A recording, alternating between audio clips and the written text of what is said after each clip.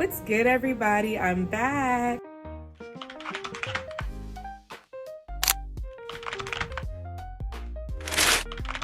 How are you guys? So today is a story time about how I went from Department of Corrections to being unemployed to now working at Harris Teeter. So to start off with me being in Department of Corrections, I was there for 2 years. I didn't know anything about being an assistant director. I learned everything on the job. That job is very emotional. And what I mean by that is like you have to do your job and do it well and cover your butt. Like there is no interacting with the inmates or anything like that. I worked at a male facility. I don't want to say the institution's names just because I'm not trying to get in any trouble. But Department of Corrections is a very depressing place because you can't really smile. You can't really do too much because you smile the wrong way, you move a certain way, you look a certain way. It could become a problem. I worked at food service. I had to feed people 3 times a day. Had to manage not only supervisors but inmates. My job was a whirlwind. It could be very stressful, especially if you don't know how to manage people. It could get a lot crazy. The good thing about the job was like I had a whole bunch of benefits behind it. Benefits like PTO, retirement, and I felt like I was like, having a big girl job. Like, ooh, I work for the state, cool. But long story short, leading up to me resigning, I switched to a different institution that was the biggest institution on the eastern region because of my old institution shutting down. And I had to go to the one across the street. They already had that position filled. So instead of me like quitting, I just relocated. Mind you, I am in the Tidewater area. If you're not from Virginia, the Tidewater area is considered a Virginia Beach, Hampton, Newport News, Chesapeake, Portsmouth, all that. Where these prisons was located was like an hour, 2 hours away. So it kind of worked for me because currently and at the time, I don't have nowhere I'm living. Like currently right now, I'm staying with my sister and her fiance. And then I would crash at my mom's house, crash at my sister's house, or stay at their living quarters at the job. So again, it had a whole bunch of ups and downs, perks. I was very grateful for it. While I was there, I was happy because I was like, okay, I'm finally going to be able to save up and get me a place. I got this, cool. So that day when I walked into work, I had to be there at 2:30 in the morning. I worked all day, bust my butt. Then I got called to the major office and the warden. And long story short, they said that I had given somebody property that they weren't supposed to have. Disclosure, it wasn't drugs. I wasn't sleeping with the inmate. It was none of that. What it was, again, that job is hard. And sometimes there aren't good people in the world. And there are people that will see you fail. And for people that are in Department of Corrections or that are looking to go into the Department of Corrections, I'm going to give you this disclosure right here. They say you can't have the inmates help you, but they help you. They pretty much run the prison. That's their place. They know more than the staff do.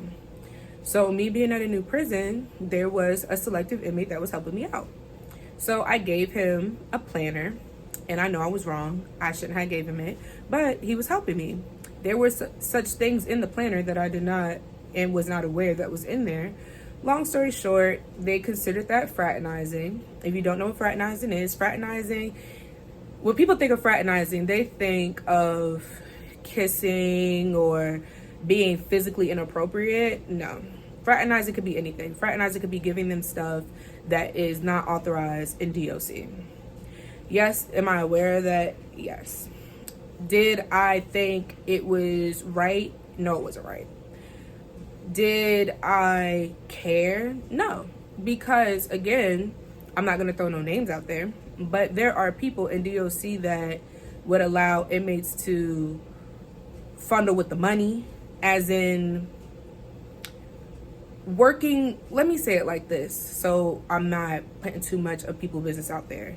Because if you are watching and you are in Department of the Corrections and you know who I am, you know there are people that are in their position that did not get to their position because they bust their butt and they just are that person. No, they've had help, whether it was from staff, other institutions, or the inmates helping them. So I didn't think me doing it would be a problem. But again, I am not the exception to that little small percentage of people that can get away with it. So they pretty much gave me an option. They gave me two options.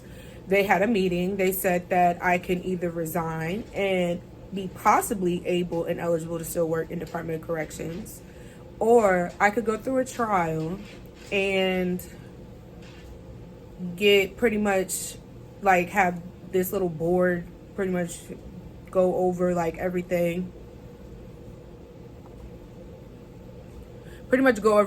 Hold on. I have to charge my phone. I'm so sorry. Yes, I'm keeping this in the video and I don't care because I really want people to see this. I want this to be organic as possible with a little bit of editing. Okay. So back to what I was saying. I had two options, which was resign or go on a little trial where I can potentially still keep my job, but I already knew that wasn't going to happen.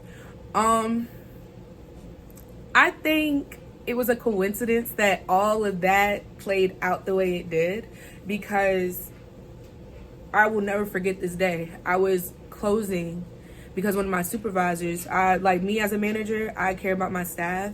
And I understand everybody has lives outside of the job. So I was walking up the boulevard, leaving out of the institution, and I was just having a conversation with God. And I was like, this job is like taking a lot out of me. God, what should I do? If this job is meant for me, then help me get through this until I retire. Please help me get through this so I can be the best me that I can, so I can make a change in the department that I'm in. But if this is not for me, please give me a sign warning people. If you are religious and you believe in God and you ask that man give you a sign or please point you in the right direction, trust and believe that it was that week actually, a couple of days later, I lost my job. Well, let me say this, I resigned. So like I told you guys, I was staying at the living quarters. I had to pack up all my stuff. The first person I called was my dad. I told him what was going on, and his first thing was, what are you doing now? Where are you about to go? Because everybody knows I don't have a home to stay at. I don't have nowhere to live. So I was like, I don't know. So him and his wife wanted me to move up to New York. The next person I talked to was my boyfriend that I met at the job. He was very supportive. He was a little upset, but he knows the type of person I am, and he knows I wouldn't do anything to hurt the department or to hurt anybody like most people do, bringing in drugs. No, I didn't do none of that. All I did was run a planner.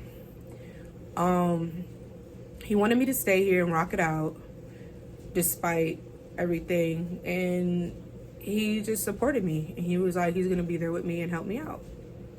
So I talked to my sister after I talked to him, because I'm the type of person, how can I say it? You know how like when stuff is going on, and of course we all have to make our own judgments, but I'm the type of person, I have smart people around me, and I like to ask them for advice, like especially when I feel like I know the answer, but I would like to be sure. What should I do next? So I called my sister. She was like, come with me. Me and Sean is her fiance, my sister's Alana. Alana was like, come on, Sean's okay with it. You could just stay with us. I know our apartment's small, but I don't want you leaving the state because I would miss you. And I feel like you need to be here. You need to be with all of us. So I stayed. Was I upset at first? When they first was like, you either have to resign or you could go through this trial, like, I was very calm. Like most people, and the type of person I am, I'm a crybaby. I cry. So I didn't cry. I was very calm because, like I said, I had the conversation with God about what should I do about the job anyways. And I felt like it was just my time to go. Like, I don't know if you guys ever had that moment where you know in your gut, it's like, my time has come. Like, it was expired. Like, me being in Department of Correction, it was expired. It was time for me to go. It was so many signs for me to go. So doing that, I'm unemployed now. I'm staying with my sister. I lost my job mid of August. I felt really bad. I was like semi-depressed, crying a lot. My sister was confiding in me, talking to me, telling me that everything's gonna be okay. I don't have to worry about anything. I was upset. I was depressed. I was real sad. But my sister, Alana, and my family, the people that support me, kept me up. Everybody was like, it's gonna be okay. It's gonna be fine. You're gonna be on top. But I felt like a failure because I was like, I got this great career. It's making me a lot of money. I'm getting all my finances and everything back on track. Like, everything's good. And then it's like, I felt like I failed tremendously. And I felt like, oh my gosh, what am I going to do? I felt like I was back at the bottom. And again, had a conversation with God, like, okay, I'm out. Now what? So months went by. I applied everywhere. When I tell you guys everywhere. ZipRecruiter, Indeed, going on state jobs. I applied. Where did I apply? I applied in North Carolina. I've applied in Virginia, where I stay. I applied in the DC area. I applied in New Jersey. I applied in New York. I applied everywhere.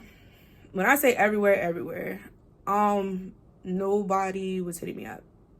And then like a month later, I start getting calls back, going to interviews, putting on my best face, looking a hot mess, but I'm pulling through. It was so many weird jobs that I was applying for that had nothing to do with me, like a roofing company. I applied for that. Granted, I had on nails and I look like this. What do I look like climbing up a ladder doing roofing? I was like, no, they're not going to pick me. I applied for the shipyard for a pipe filler or fire watch. They did not hit me back. I applied for correctional facilities in North Carolina. I went to one interview, and I know with the state, they take months before you call you back. So I was like, okay. But finally, Harris Teeter called me, and I was like, okay, cool. This is something up my alley. It's the same as the Department of Corrections. It's just I'm not working around inmates. I'm not working around crazy people. But I did my interview, and I nailed it. I got the job. And then I had to do a second process, and they accepted me. They gave me my offer letter. The crazy thing is, a correctional facility in North Carolina called me too. And they wanted me to do an interview and do all that. But I felt like that's not what my blueprint was trying to get me to go. My blueprint was everything that led me to this point has got me here. I'm not going to say I love my job. I like it. It's different. I feel like I could fully be myself and not be this emotionless person that has to put on a face all the time, because that's not my personality. That's not who Alyssa is. Alyssa likes to talk. Alyssa is very opinionated. Alyssa loves to interact with people. And I see that now talking to you guys, listening to me speak, that Department of Correction wasn't for me. Granted, everything like the benefits and all that was great, but that wasn't for me. That wasn't what God wanted for me. What he wanted for me was to lead me up to this point. Because now the job that I have, everything that I've done, every job that I've had is what this job pretty much is. Like, I worked at a pizza spot. They have pizza there. I was a manager at Jimmy John's. They do subs. They cut meat. I went to culinary school, ECPI University. I've learned how to break down meat, slice meat. Managing. I feel like if I didn't go to the Department of Corrections and I would apply for this job right now, I would not know how to be a manager. So, do I have any like upsetting regrets? Like, do I feel bad that I lost my job? No. Do I feel like I've learned a lot being at that job? Yes, because if I would have never did that job, it would have never brought me here. And who knows? Harris Teeter being a assistant manager like I was before, I probably, how can I say it? I probably wouldn't have been qualified to doing that.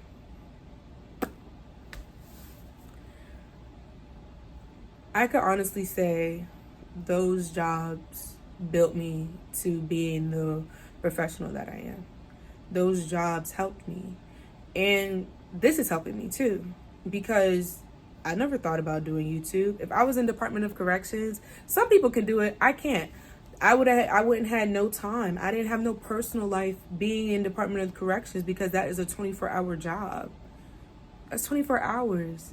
And I want more with my life. I want to be able to have kids. I want to be able to travel, have fun, not be so 24 hours to a job. I want to be 8 hours to a job, not 24 hours. And I like it because I'm happy. I get to smile every day. I get to interact with people. I don't have to be, can I see BITCH on YouTube? Well, I spelt it. But I don't have to be that way with nobody. I don't have to have glares and eyes looking at me because how I look or how I talk, or they feel like I'm too nice to people. I care. I care about people around me. I care about my community. I care about them guys that are still locked up because I feel bad for them. Granted, they did what they did, but they don't have to be treated like animals. But I'm not going to talk about them. I'm talking about me. I'm happy. But I do want to make more videos. I do love that I have more time to make more videos. I thank you guys for liking my last video. I really appreciate you guys so much. I would have never thought it would have got that high. Please keep sharing. Please keep telling people about me. Please keep vibing with me and, you know, us having an understanding. I hope you guys really enjoyed this video. I know I did. I will be posting more videos soon. I hope you guys enjoyed this one. Like, share, subscribe, and I'll see you guys next time. Bye.